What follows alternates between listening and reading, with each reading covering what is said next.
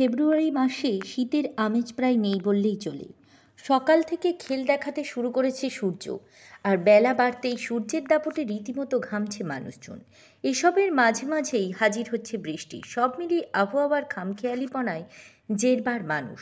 আবহাওয়া দপ্তরের খবর অনুযায়ী বৃহস্পতিবার দক্ষিণবঙ্গের কোনো জেলায় সেরকম বৃষ্টির পূর্বাভাস নেই। মোটামুটি শুষ্কই থাকবে আবহাওয়া। আগামী সপ্তাহ থেকে রাজ্যের তাপমাত্রার বেশ কিছুটা বাড়তে পারে বলে মনে করা হচ্ছে। ওদিকে ফের দুর্যোগের আশঙ্কার কথা জানিয়েছে আবহাওয়া দপ্তর। আবহাওয়া দপ্তর সূত্রে খবর, বৃহস্পতিবার দক্ষিণবঙ্গের সবকটি জেলার আবহাওয়া শুকনো থাকবে, তবে রবিবার থেকে ফের ভোল বদল হতে পারে। রবিবার ও সোমবার পূর্ব মেদিনীপুর, পুরুলিয়া, ঝাড়গ্রাম, পশ্চিম মেদিনীপুর, বাঁকুড়া, পশ্চিম বর্ধমান, পূর্ব বর্ধমান, বীরভূম ও মুর্শিদাবাদে বজ্রবিদ্যুৎ সহ বৃষ্টিপাতের সম্ভাবনা রয়েছে। আজ দক্ষিণ চব্বিশ পরগনা জেলায় সর্বোচ্চ ও সর্বনিম্ন তাপমাত্রা যথাক্রমে 31 ও 21 ডিগ্রি সেলসিয়াস। আপাতত আবহাওয়া শুকনো থাকবে, বাড়বে তাপমাত্রা। দক্ষিণের সঙ্গে তাল মিলিয়ে উত্তরবঙ্গেও তাপমাত্রা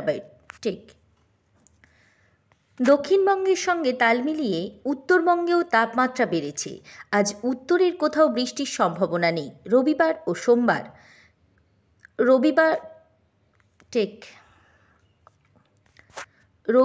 সোমবার নাগাদ বজ্রবিদ্যুৎ সহ হালকা বৃষ্টি হতে পারে দার্জিলিং ও কালিম্পংয়ে।